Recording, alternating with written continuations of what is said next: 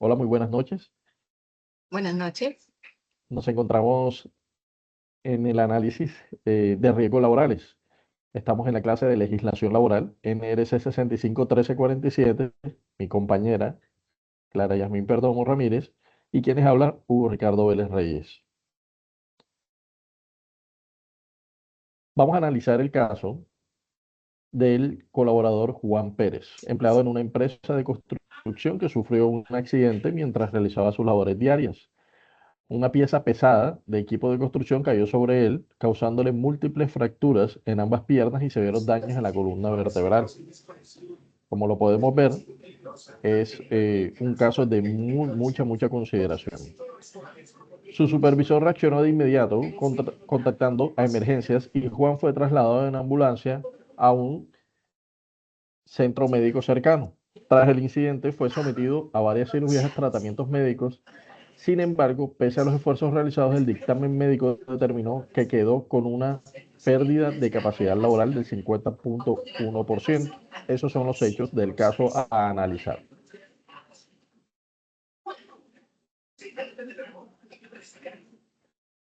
Bueno, entonces acá miramos el proceso para determinar el origen de la lesión. Entonces, en Colombia, el Sistema General de Riesgos Laborales, la Ley 1562 del 2012, en el decreto 1295, establece que todo accidente ocurrido durante la ejecución de funciones propias del cargo se consideran accidentes de trabajo.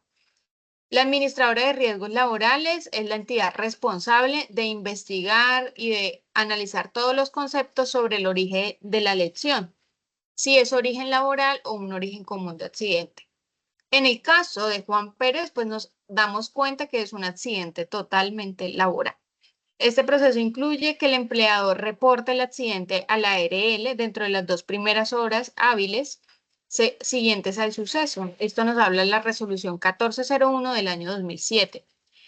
La ARL investiga el accidente y emite un concepto técnico. Posteriormente, las juntas regionales y nacionales de calificación de invalidez determinan el porcentaje de pérdida de la capacidad laboral. Encontramos esta información en la Ley 100 de 1993. Acá es importante analizar que el supervisor de Juan notificó inmediatamente el accidente laboral, entonces esto es un punto a favor de la empresa. Continúa mi compañero.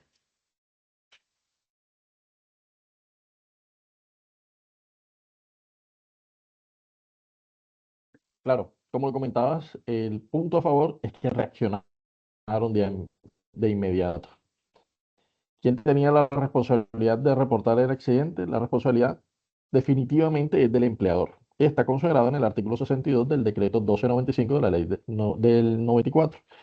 También el trabajador o sus familiares pueden notificar a la ARL. Eso en caso de que se inicie el suceso en medio de su horario de trabajo, pero no necesariamente contacte el trabajador por temas de estrés, por temas de la situación propia, no contacte a un empleador, sino que directamente contacten a un familiar.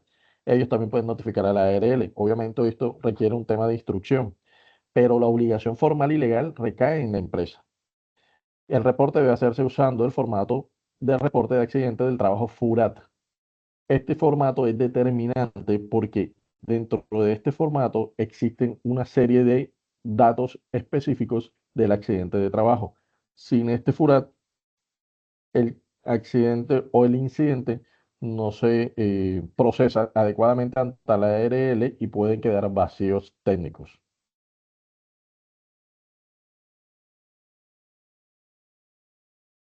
¿Qué corresponde en este caso? ¿Una indemnización o una pensión de invalidez? Y aquí debemos incluir la palabra depende.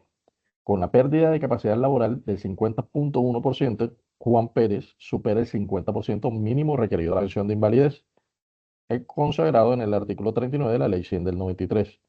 Como el origen es laboral, corresponde a la pensión de invalidez de origen profesional, que paga la ARL, no el fondo de pensiones.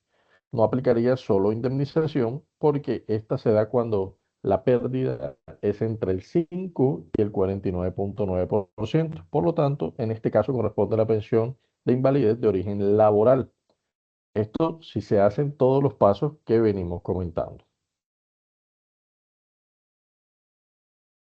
Bueno, está muy bien su aporte, compañero Hugo. Ahora vamos a analizar las obligaciones que tiene el empleador respecto a la reubicación laboral de Juan.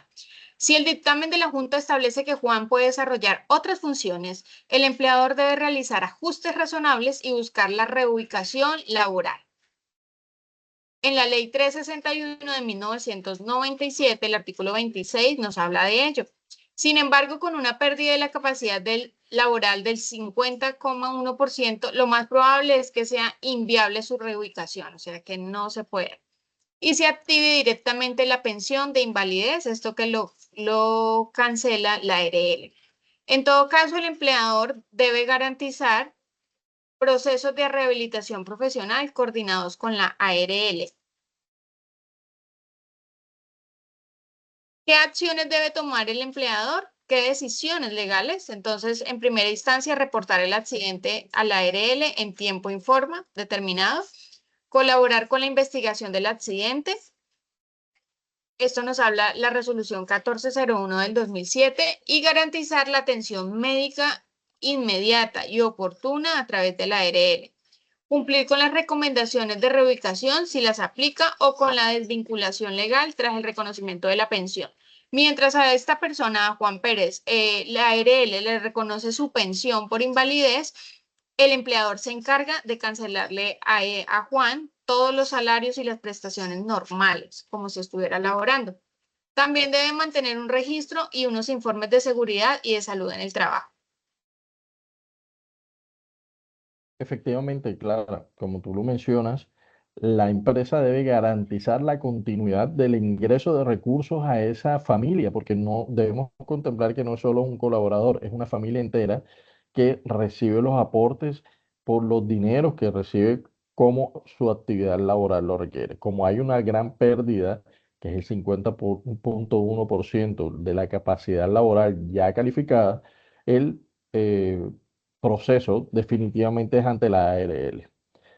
Antes del accidente, tiene que haber siempre una capacitación en seguridad industrial, provisión de elementos de protección personal, conocidos como las EPP, y programas de prevención y mitigación de riesgos en el Sistema General de Seguridad Social del Trabajo, decreto 1072 del 2015. Y después del accidente, apoyar el trámite de reporte a la ARL, acompañar a Juan y a su familia en el proceso de calificación, es decir, orientándolo, gestionar la documentación para el reconocimiento de pensión y cumplir las recomendaciones de la ARL y juntas de calificación. Adicional a esto, obviamente, evaluando las posibilidades de reubicación, pero por recomendaciones de la ARL, como vemos en el caso, no es posible la reubicación laboral.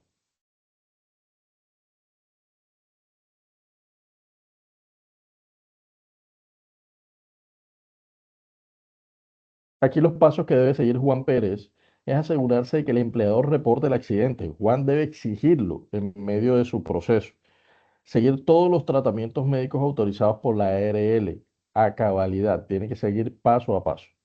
Recibir la calificación de pérdida de capacidad laboral. Para esto están inmersos funcionarios y médicos laborales. Si está de acuerdo con el dictamen 50,1%, solicitar la pensión de invalidez por riesgo laboral ante la ARL. Y en caso de inconformidad con la calificación, puede apelar ante la Junta Regional de Calificación de Invalidez.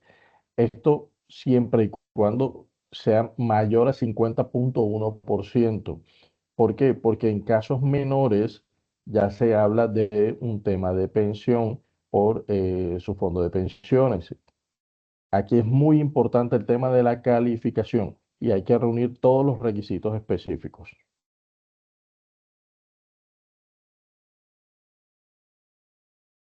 Bueno, acá a continuación vamos a analizar todas las normas que aplican respecto a este riesgo laboral. Entonces, encontramos acá las diferentes normas.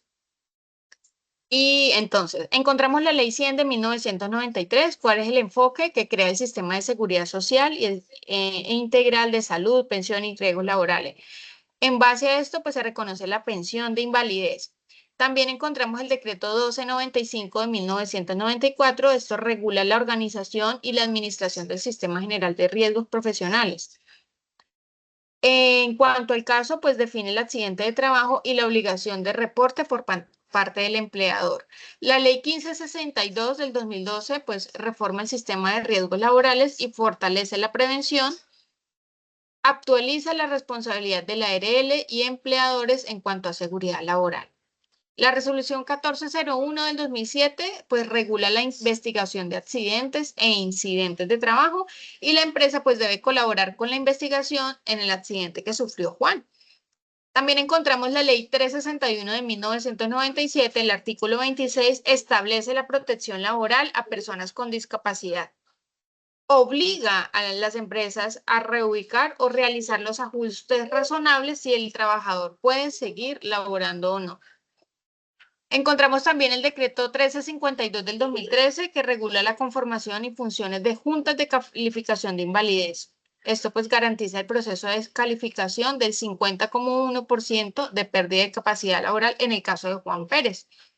También encontramos el decreto 1072 del 2015 que compila las normas del sector del trabajo, incluyendo el sistema de seguridad, y obliga al empleador a implementar un sistema de gestión en seguridad y salud para prevenir accidentes.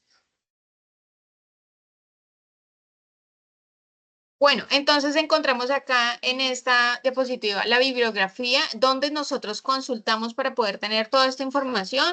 Encontramos información suministrada por el Ministerio de Trabajo.